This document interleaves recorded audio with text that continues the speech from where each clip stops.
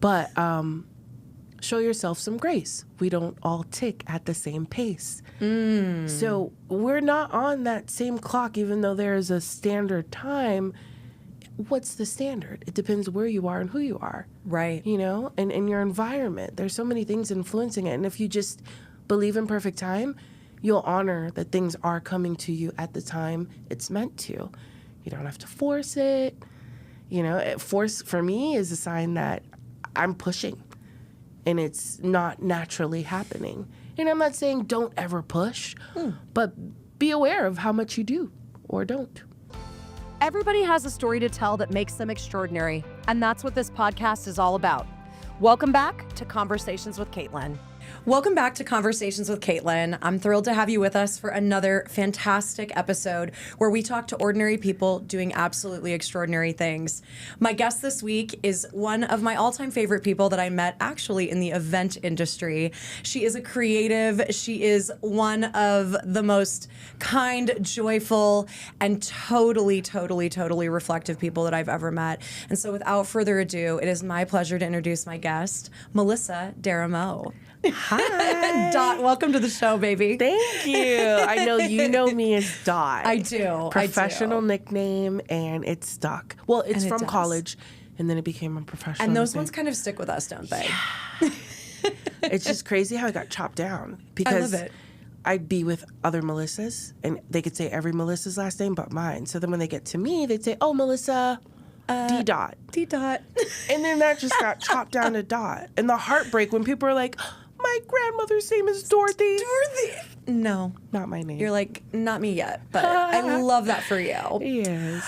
All right, doll. Well, as you know, I am so excited as a fellow creative to see this baby come to life. This gorgeous published book, Anthologically Speaking by Dot, just released actually a couple weeks ago to the public. Yeah, back in March. Like, My the gosh. time is flying. It is. I love it. So before we dive into this creative work, because it's as visually beautiful as it is impactful with the words that are held within it, I would love for you to share a little bit with our listeners, a little bit about your journey professionally, because I think a lot of the incredible things you've done have really predicated something like this kind of stirring and churning and then ultimately being released on the world, which we couldn't be happier. So, well, where do I begin?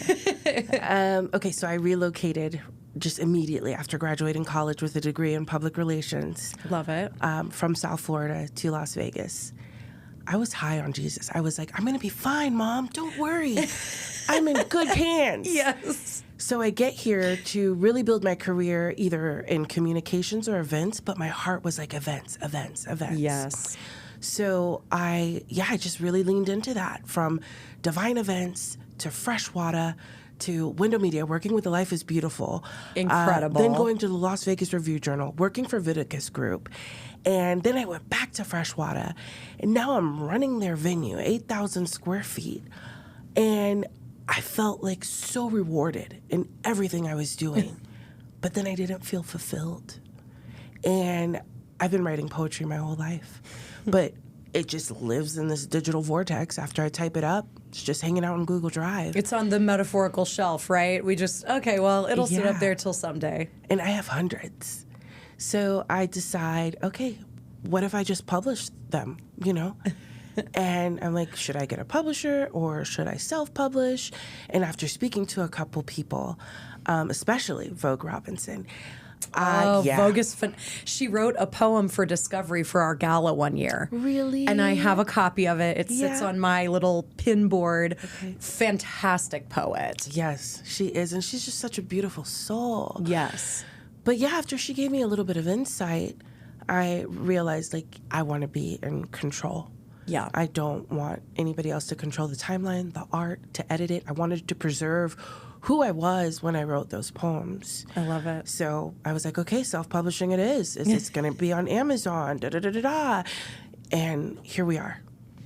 And What an incredible journey. We were talking a little bit off camera before we got started here, and it's amazing the people, the places, the things that inspire works like this.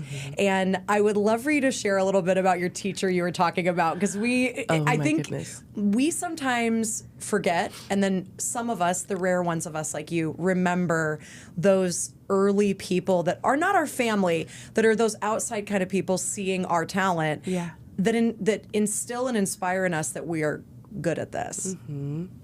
So this would be my yearbook and newspaper teacher, Sharon Brown.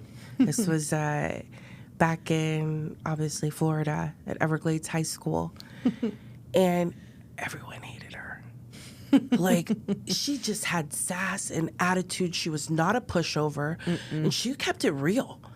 And there was something I loved about that, even though it was kind of like, ugh, but I loved it. And yeah, she really let me know that journalism or mass communication was where I belonged. And yeah, I remember her telling me, when you're editing, start from the last sentence. If you keep starting from the front, your brain is already used to that, and you'll start skimming naturally. So read it backwards to catch all your grammatical errors. So I'm probably on my 5th typo or 6th typo with the book, and a piece of me dies every time I catch one. And I hear her voice start with the end. Did you start with the end? And I'm like, no, I didn't. Sharon, I didn't. But then when it's poetry too, you're kind of easing up on the grammatical. You're just letting yourself express creatively what you're feeling and thinking. So just trying to show myself some grace. Let the PR hat come off. Go away for 5 seconds. Be the artist. And it's so, we were chatting about this a little bit, and I think it's so important as creatives to use that big word that most of us are not good at, is grace. Yeah. And to realize that these beautiful gifts, this is such a gift to the world, to all of us who have the privilege of knowing you. This will live on for so many years when you're gone, when we're gone, when we're 100, because we've decided we're living till we're 100, ladies and gentlemen. Speak for yourself. Dot might be timeless. She may be like the kryptonite mommy that's like living till she's like 1,000. She might be the hot vampire. But. It sounds morbid, but I think I'm good if I check out at 65 on the path that I'm on now, single, childless. Yeah. Like, if that is the same status by 60, like. At that point, you think I'm crazy now? Yeah. Imagine being 65, not married, no child. Yeah. I feel fulfilled. 100%. I feel rewarded. Let's have even more fun. Yeah. Yeah.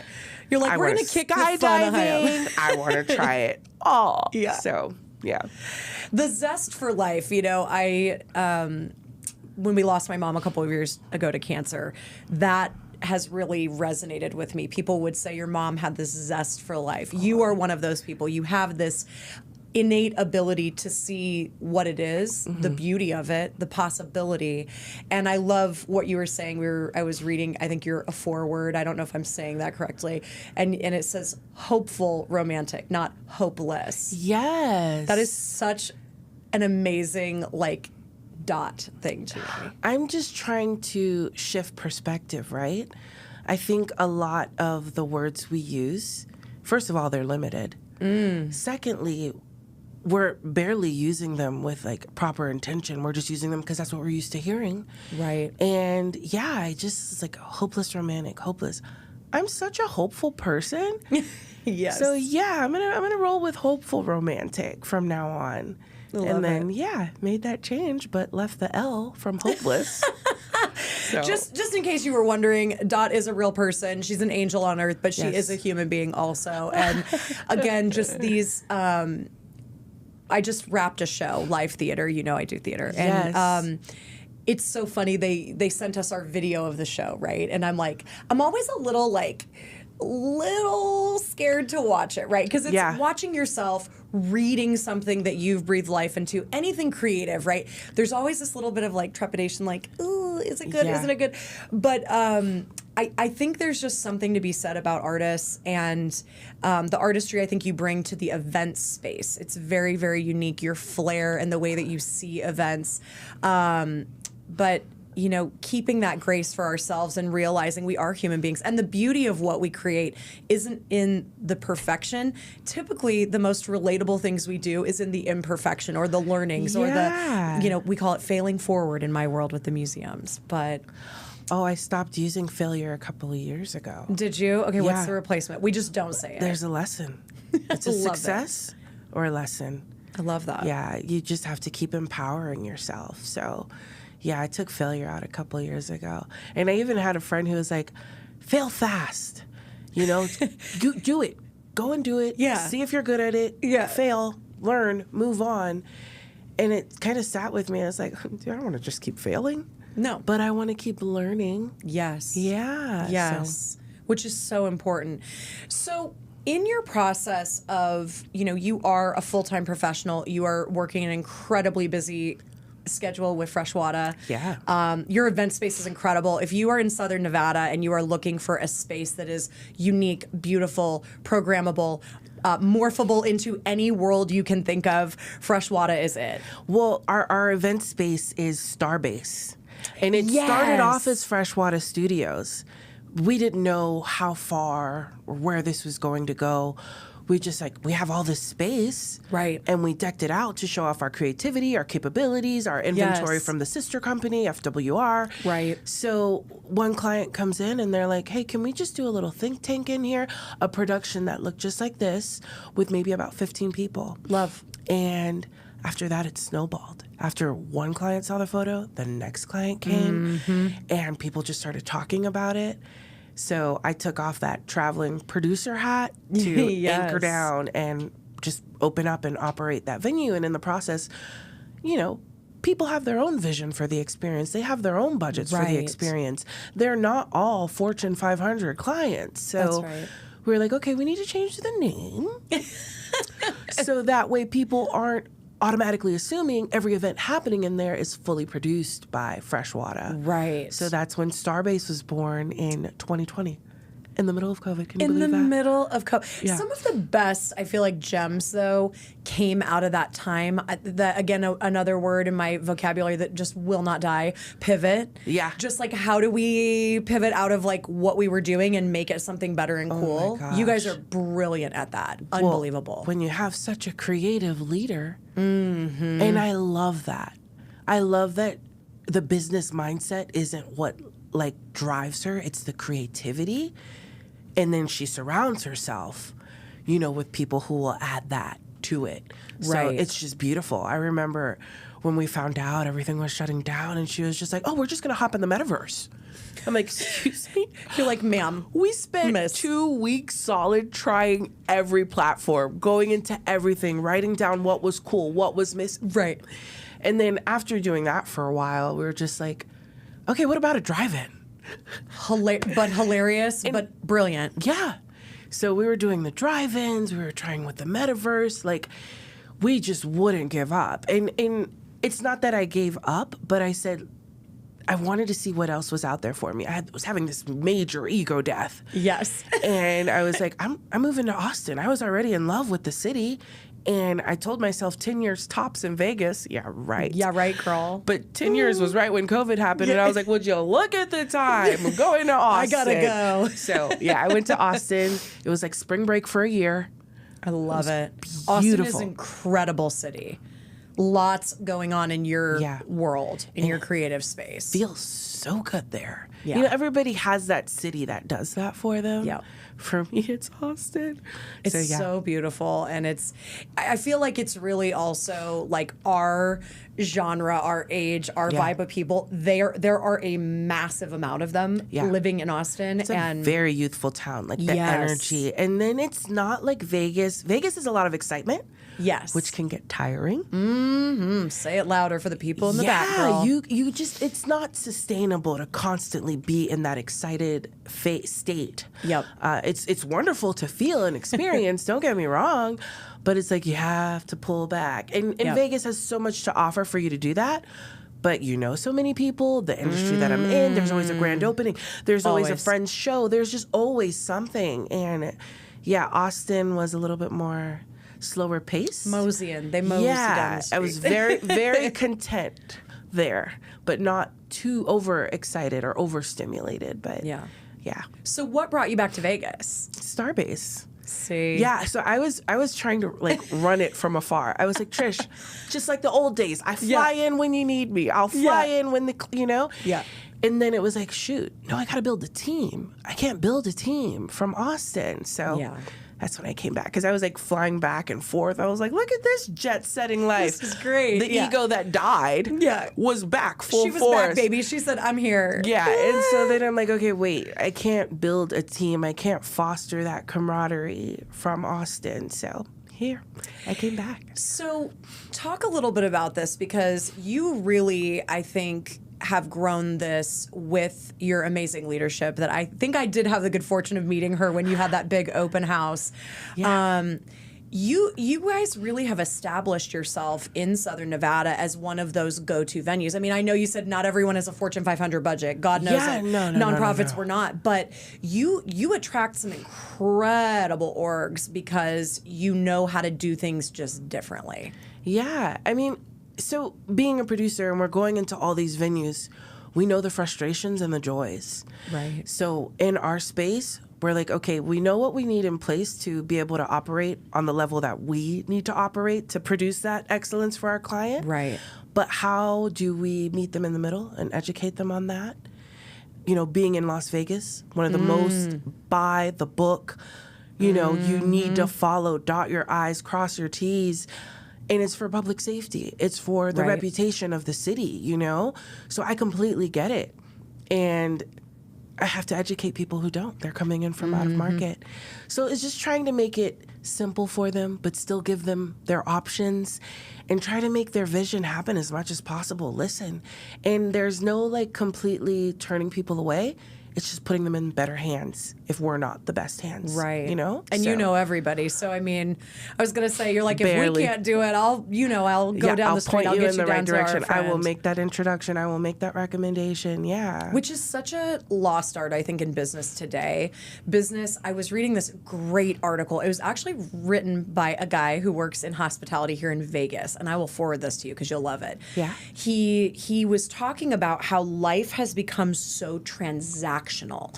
And the lack of like warmth and relationship and like that good old school. I know people are like old school, no. Yeah. But it's like that, you know, handshake, like my word is the law. And like, I don't, you know, if I tell you I'm going to do something, I'm going to do it. Yeah. You know, creating those relationships. I feel like in your world, in the event space, you have to have that, right? I mean, I feel like it's almost a non-negotiable in the event world. Yeah. I mean, yes, having your word, but owning it when you no longer do. It's that piece. Because I can sit there and tell you, Caitlin, I'm going to be on your podcast. And I wake up that morning and there's just something in me like, and I can't explain it. Right. Maybe I could. Maybe I just don't feel comfortable. But owning it and reaching out and accept, you know, the truth is so incredible. Yeah. Even if it's a truth that you think they're not going to want to hear this. Yeah. I can at least move from a place of like authenticity once I know where you're at, you know? Yeah. Wow. That's a pretty profound reminder today. You know, I can't help you. I always say that to my team. Yeah. I can't help you if I don't understand like the severity of what's going on, right? Yeah. Is it a fire or is it like a little like puddle in the gutter that we're just trying to jump over? Yeah. You know, and I will help you no matter what it is, right? I think you live and breathe that in your industry just every day with the fires that can happen with events. Fires all the time. All the time. And you know what's funny? Being in that leadership role, one of the things that really, like, I've been working on lately is I come from, why'd you move that cup? To, did you move that cup? Stop assuming. Let them speak and tell you more versus presuming and getting to, you know, the conclusions, you know. Presumption wastes so much of our energy, doesn't it? And we all do it. I think, like, inherently, if you have half of a conscience and a soul and you're trying your best, right? We all do that. And, like, you're so right. It's like seek to understand, not presume what they did or did not do. Yeah. And one thing to me that stands out is, you know how you're talking about those traditional business practice and ways. It's slowly fading.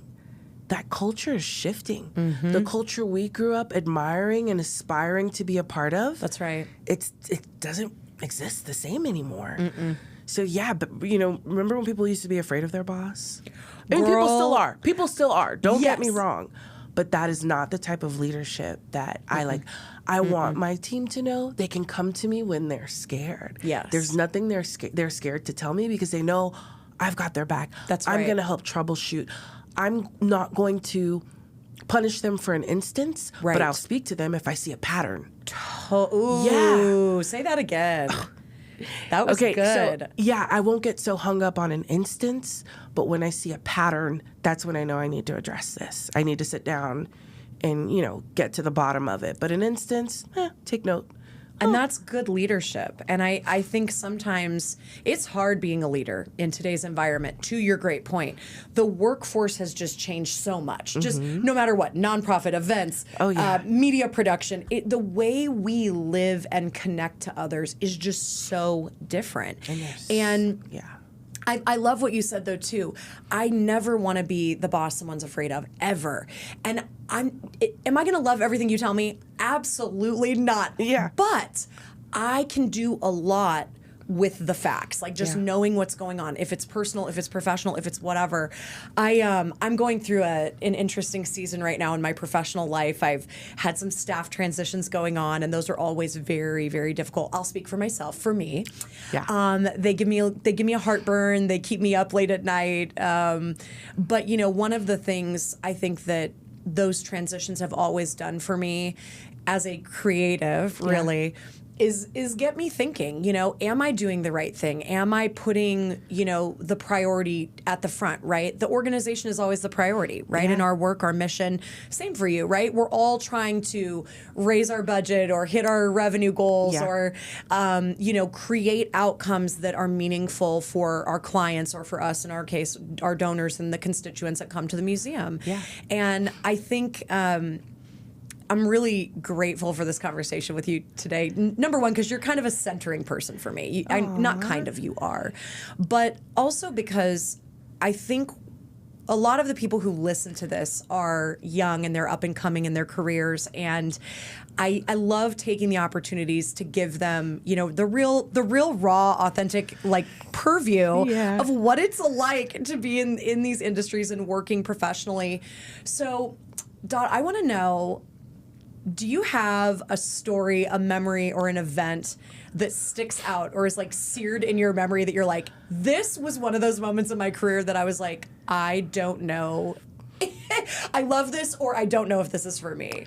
I've had quite a few of those. And I'd say the most piercing ones were the ones leading up to this book, or the decision with the book. Okay. Yeah, it was kind of like, all the things that once excited me, I would love when people came to me with questions. I was annoyed by them. I didn't want to deal with them. So yeah, I had a couple of instances that was just like, okay, here I am venting to a good friend, an artist who's in the book, telling her what's going on. And she just responded so simply. She's like, Dot, your soul's no longer aligned with what you're doing. Ugh.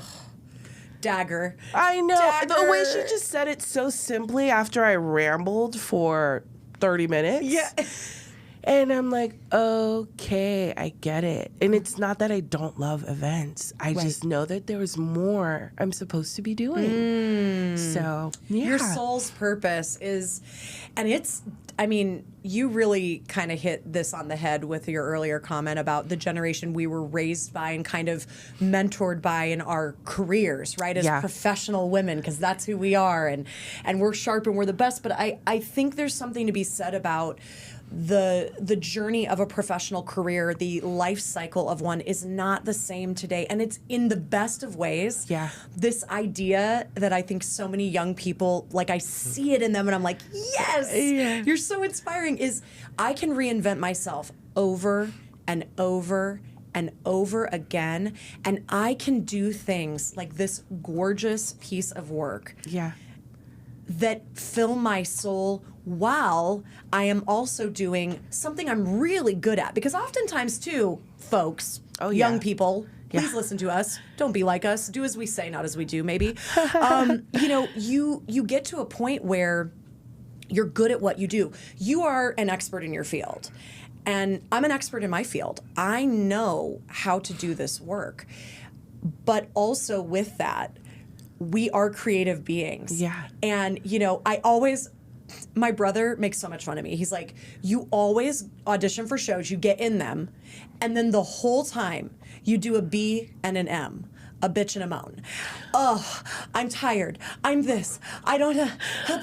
Right? Do you like that? Yes. Not bowel movement, people. Not bowel movement. We're not going viral for that. A bitch and a moan. Yeah. And he's right? Like the creative process is not always kisses and rainbows. For me personally, I'll speak. Yeah. Again, starting this podcast, we were talking about this off camera. I waited years and years and years, to do this. Knowing what I know now, I'm so regretful in a way. Yeah. But I'm also reflective and honoring the fact that everything that's meant for me will find me at the time it's supposed to find me. Yeah. And that is a hard pill to swallow too, because we all know the timelines that the world, they said we should be following, Yeah. Single with a dog, 38 years old, thought I would be a mom, thought I would be married, thought I would be living my little, I don't know what I thought I was going to be doing. But I think all this to say that, I think most people require a creative outlet outside of their work, because this deserves to see the light of day, and it deserves to have people read it and go, yes, I feel that in my soul. And that's what creativity does. It gives us that moment to connect together, right? It's our life force. We are born to, no, I don't want to say that, but we're designed to procreate. There's literally the word create in there. Yes. And no, there are other ways to channel that energy. Totally. And a lot of the times it flows into art. So, yeah, I was that teenager who was a little bit of a hermit, a little bit of a nerd. I had a million crushes, and I wrote about them all in my poems. But yeah, that's where it really started to come out, and I didn't even acknowledge that that's what was happening. It's when I would reflect back on that, I'm like, okay, wow, I have a lot of poems. Maybe I'm a poet. Oh no, but I'm not good enough. No, I'm not good enough to, because then I go to spoken word and slam poetry, and my poetry is very different from that. Right. Yeah, I'm a little Dr. Seussical. You pick up on the rhyme pattern like that. Give me a vibe. Yeah, let's go. Yeah. I love a good rhyme. So when you were talking earlier about timing and everything in my head, which I tweeted it a couple days ago, but show yourself some grace. We don't all tick at the same pace. So we're not on that same clock, even though there is a standard time. What's the standard? It depends where you are and who you are. Right. And in your environment. There's so many things influencing it. And if you just believe in perfect time, you'll honor that things are coming to you at the time it's meant to. You don't have to force it. Force for me is a sign that I'm pushing and it's not naturally happening. And I'm not saying don't ever push, but be aware of how much you do or don't, And standards, I think, to me, and this is the beauty of my late 30s, is conformity. And there's this very rebellious piece of me. It is so opposite of the Virgo type A OCD girl that I am. But I am such a rebel in so many ways. If you tell me that's the way I look, I'm going to look like this. And if you tell me this is what I should sound like, I'm going to sound like this. And it's so funny because I think what I've witnessed in my personal life, and then just witnessing others who I admire, the greatest connection to humanity is being fully yourself, and not apologizing and not trying to fit into a box. And we've all done it, right? When we're little, we're kids, your earliest memories, right? School teaches you, sit down in your chair and be quiet like the others, and that's how and it's like, I often think to myself, if I ever had a child and they were wild and they were just talky and lively, much like myself, I would love that. I would never want to like stop that or stifle that, you know? But it's true. You're so right. And I think the season, the reason, the pace, the timelines, you know, it's exhausting. I was just thinking to myself today, I'm like, I feel so like on the clock, right? Like I got to do this. I got to post on social. I got to do this. And I'm like, but why do I think that? Who is telling me that, right? Because at any moment I could just say, no, thank you. You know, like respectfully, my favorite. Respectfully. That's a new favorite for me. No, I get it. I also had another ego death when my Instagram was hacked and deleted. Oh. And I had to restart over. So here I am building myself back up, and I didn't even want to get back on social media at first. But then I'm like, you're in what? PR, communications, marketing, and you're not on social media? You're not gonna have like an account, like a little account? No. And funny story, with this book, I have that laid back attitude because I don't want it to feel like work. Everybody's like, where's the website for the book? Where's the Instagram for the book? I'm like, there's a hashtag. If you really want to connect with others on the book. Yeah, I'm building the hashtag. I'll nurture it. It'll always be there on any platform. Hashtag Anthologically Speaking. There you go. It's a mouthful. I love it. But yeah. You know, girl, I'm a very wordy, verbose lady. Like, I'm like, this is for me. So let's dive in, because I think, first of all, I'm so proud of you. I know there are so many people that admire you because you are such an incredible human being who does extraordinary things literally just by existing on this earth. So talk to my listeners a little bit about the road to this. What was the inspiration? You have a lot of beautiful pieces in here, and not only, oh my God, and this is wild. Not only the written word, but these gorgeous like art pieces in here that are just spectacular. So what was the process like? Like, where did the inspiration come? Who were the artists you connected with? Like, what was that like? Really good question. Because I was sitting with the bulk of the poems already. I spent some time like, how are you going to organize this? Are there going to be chapters? How is it going to flow? Are you going to start oldest to youngest? Like, so then I'm like, well, I see themes. So I started to organize the chapters by themes, from flirting and dating, then the relationship, then the breakups, then the takeaways, and the heartache. And basically that's how I built the chapters of the book. So once that piece was done, I'm like, all right, time to assign. Let's do it. And I had this grand plan.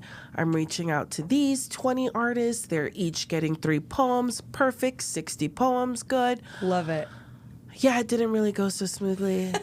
It really didn't. You mean the creative process wasn't exactly what you thought it was going to be, Dot? I had to take off my professional hat and fasten that creative artist hat because that's the space that I was in, especially with self-publishing. So yeah, you know, I'd give an artist 5 months, and a week later, after the deadline, they need more time. Or the artist says, the art's coming this weekend. And a month later, I still don't have it. Yeah. And life is happening to them too. So I completely understand. But that's when, rather than being frustrated, upset, or saddened, I was like, it's okay. It's going to take a little more time. Because I wanted this to be my Christmas gift to myself, my Christmas gift to the world. And it ended up being this beautiful spring flower that's starting to blossom right now. So yes, I chose my top poems. And then I wrote a couple more to kind of fill in and really bring a chapter to life, which is the first chapter. I love it. So the majority of the poems are written from obviously a female perspective. Yes. And there are a couple that are pretty neutral.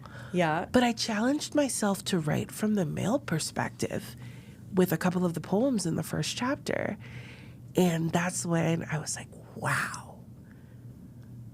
I think I did a decent job. But as I talk to men and I'm getting the feedback, I'm like, maybe I do a little more than decent. Okay, girl. All right. She's in tune. She's listening.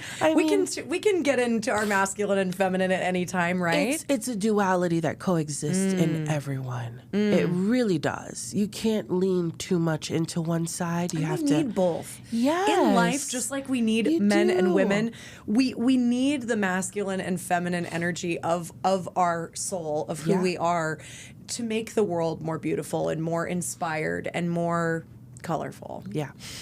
And I noticed that transition in my leadership. I began my leadership role with more masculine energy. And it's still there. But I've noticed the feminine energy blossoming within it. It's beautiful. Yeah, it is. Art, and I think that's the beauty of this project is it flows into the other parts of your life, your relationships, your job, your other hobbies and things you love. It does. It brings an energy with it. Okay, so I'm dying to know if you were like, this is my favorite, and I hate doing this to you because this is such a mean thing to do to any artist. What is a piece in here that you're just like, this, here it is. Like, this is it, world. Object permanence. Ooh. Yeah, okay. that's one of my top 3. Okay. I like it because it's a little on the short and simple side, but very deep. And, object permanence, Freud. Yes. And I was thinking about that and love at the same time.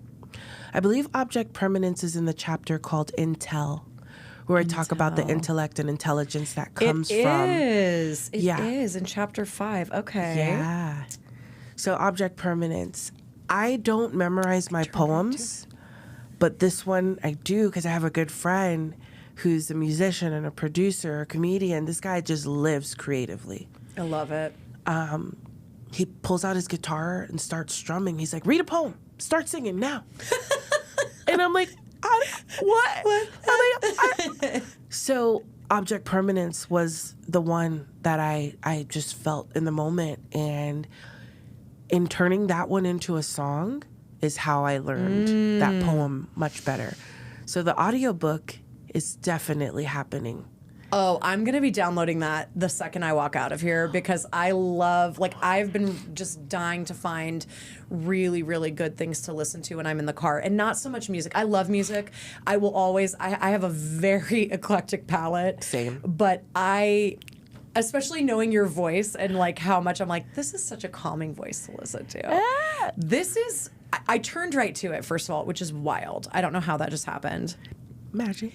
And music is a very powerful memorizing tool. Yeah. I think if someone was like, why do you still do theater? Especially my brother. You bitch and you moan through the whole process. You're so exhausted. You're so this. I said, it's a couple of things. Number one, it's an outlet for joy. It's an outlet for my fears, my sorrows, all of that. But it's also keeps my mind sharp. When I have to memorize things, tracks, words, music, lyrics, it keeps you on point, We remember things and rhymes and patterns and metaphors. So it was just natural after it became a song to be able to remember it. Since nothing lasts forever, how dare we use the word? Please tell me how to measure a length that's only been heard. I mean, okay, let me see. If no one is seen forever, what do we really expect from words like always or permanent that fall short in some respect? Take a permanent marker, for instance, or a lovely ink tattoo. Is there object permanence for what bleach and laser can undo? Yeah. I think I've kind of got stuck right there. But no, it's so beautiful. It's just, I think, first of all, I love the rhyminess of it. That's the music person in me. I love that. But the way that you, I think, talk about life, that's what this book to me represents. You see life through this incredible lens of humanity and reality and the love that's infused into this. When you said it's kind of like, the crushes and the breakups and the heartaches. Yeah. And I love that so much. Remind me what page that's on. 108. 108. Mm-hmm. And I love the photo with it. Now, are all the pieces of art in here, these beautiful images, did these come from artists as well? Did these come from like literally your collection of photos you've taken? Almost every piece in there was an artist that submitted that. So Shahab Zagari, dear friend, incredible creative across so many mediums, right? Film, photography, music. This guy's just bananas. Incredible. And I love him to death. He submitted that photography, that piece that you're looking at right Beautiful. there. I think he has the most pieces in the book. Does he? He might. No, Pretty Done. I think Pretty Done has 2 more. 2 more? Okay. Yeah. I love it. I absolutely love it. Object permanence is very near and dear to my heart. And I wrote that one, if not in college, like shortly after moving to Vegas. I'm not sure if it was like my senior year or like the first year here in Vegas. Yeah. So, is it funny to read these though and hear your younger self or yourself in different phases, and like, does it have that nostalgia that a lot of things, right? Scents, different foods, colors. I imagine that this is it's a love letter to yourself, which I think is so beautiful. Yeah. When I read some of the poetry from high school, I'm like, good God, Mal, like what? And again, as an adult, I want to edit that. I want to fix her perspective at that time. And it's like, no, you have to preserve that because there's so many people who are in that space. Yes. And that's part of what's motivating me to share that. Someone told me the other day, it sounded like you were speaking for me after I shared a poem. And that's the thing, like we're unique in experience, but not in our feelings. So I just wanted to let people know that you're not alone in what you're thinking and what you're feeling. I felt it too, but here's my situation, or here was my circumstance, or here's how I made sense of it and put it into words. So yeah, a lot of people feel seen and they feel heard, even though no one saw that happen or no one heard them speak about it. Well, and sometimes as creatives, I think one of the biggest challenges, opportunities, burdens, however you see that, is that people are using our words or our performance or some thoughts that we've shared to breathe life to what they're feeling. Because a lot of people have a hard time putting words to, those emotions and situations. Yeah. And what a beautiful opportunity, one of my favorite trends, there are very few of them that I'm like, yes, is that one on TikTok where that girl started, I took my younger self to coffee. Girl, I went down a rabbit hole, and I will send it to you if you haven't heard it, because this is giving me those vibes. She just did this video one day, right? And she read this beautiful poem. She's a poet like you. I think I ordered her book too. I'm very, very impressed by poetry in today's world too is so powerful. But it took off, and I think what was so incredible is to hear people use that prompt almost to talk about what they would say to their younger self. And I have not written mine out fully yet. I think there's a lot of reasons for that. But I really want to do that one, even if it's just for myself to just have, because, I think when you're younger, whatever young means to you, by the way, people, young can mean a lot of things to a lot of people.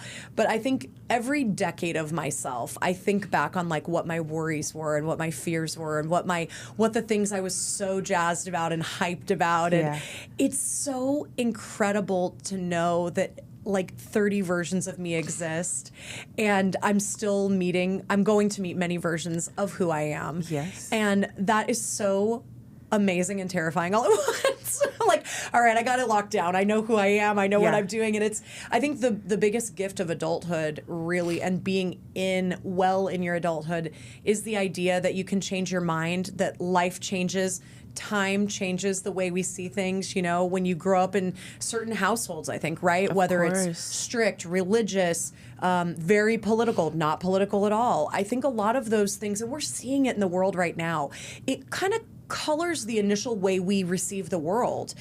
But I think my challenge to myself, my challenge to anyone around me is to see the world like we did when we were kids, without this lens of judgment, without this lens of like, we know best, we know how it should be, and just like observe people for who they are.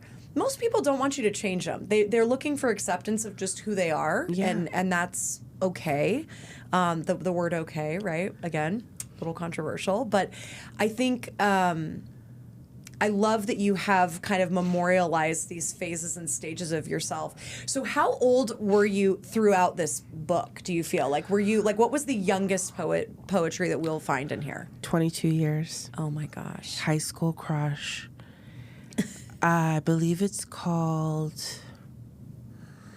I'm not even sure what it's called. You're like, there's so many poems. Yeah, it's a poem about how I was definitely crushing hard over this one guy. And most of it would happen from just looking and holding one of his pictures.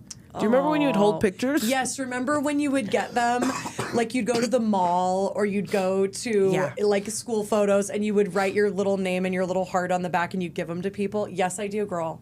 So, we bring that back. I did love that. I loved real pictures because my iPhone, I feel like things get lost. Oh, yeah. I have this little picture printer that my good friend Taylor shared with me. So cute. So when I journal, if something just really needs that picture, I'll print it and put it in there. But at least, like, so cute. Being able to see it outside of the digital space. Yes. That's what's beautiful. Same thing with my poetry. Yes. The fact that it's accessible in this form right now after 22 years, it's like... It's so wild. It's, you know, I've loved seeing all of your posts on social and all of these beautiful celebrations from your tribe of friends and colleagues and just... You know, again, we don't know the effects that that we create, that we breathe life to, we share our truth with. We don't know how that will impact others. And I think you have certainly inspired me to continue creating. You know, this podcast is creating. Yes. And getting to talk to incredible people that I know like you that are just... You have so much wisdom and depth and experience and just vulnerability to share who you are and what you're doing. I want to thank you because this is such a gift to myself, to my listeners who will get to have kind of a little window into this conversation, this little kiki at the table. Well, thank you. Thank you. So, Dot, what's next for you? When you do something of this magnitude that is like, it is a labor of love, the hours, the time, the sleepless nights to probably get here, I imagine were incredible. And now it's here. So what's next? I'm working on the audiobook. So because I wanted this, ideally I was like, I want a coffee table book. Love. So here we are with this coffee table Presented. book. And I still am pretty stern about this needs to be hardcover. People need to hold this. They need to feel the weight of what they're processing while they're processing these deep feelings. I love it. But the audiobook is next. I've realized that no one is going to read it with the same cadence and the pausing. So rather than readers just only having their own voice, their internal voice to hear it in, they'll be able to hear it in my voice as well. So, which is a really, if you haven't already caught on, people, a very soothing voice. Thank you. A very wise voice. I feel like you've been an old soul your whole life. You came to Earth and it was just like, the knowing of what it is to be alive and to enjoy life. You have certainly shown me the way, Dot, and I am so grateful. So what I would like to do, we do this every episode, and it's one of my favorite parts because I get to be quiet and just listen and observe. So we always give our guests an opportunity to share something that they're excited about, what they're doing. Because we have this gorgeous piece of work, I feel like I would love it if you would indulge me to read a little excerpt from here of a piece. Okay. And then tell the listeners where they can find this. Sure. Currently, before the audiobook comes out. Oh my goodness. choosing a poem is so tough. I put you on the spot, Yeah. didn't I? I think I'm going to read the last piece in the book, I love it. which ironically was the most recent poem I've written right before I published it. It was like, so I got this good idea from a friend, and it was already an idea, but I just didn't take it seriously. So here I am showing my friend the proof. Yes. And he was like, it'd be really cool if you put one poem, but leave the page blank for the reader to put their own art. And I was like, that idea crossed my mind. Oh. Thank you. I will do it. So I pull up my drafts, all the little ideas, skimming through it. And I had this concept for a poem where I was playing with staring at someone and stairs as in steps. Oh. So I wrote a couple words down. And then when I found it in my drafts, I was like, oh, I'm ready to write this one. I have enough data. Enough data. Enough data. I love it. So, yeah, stare away. Here it is. I love it.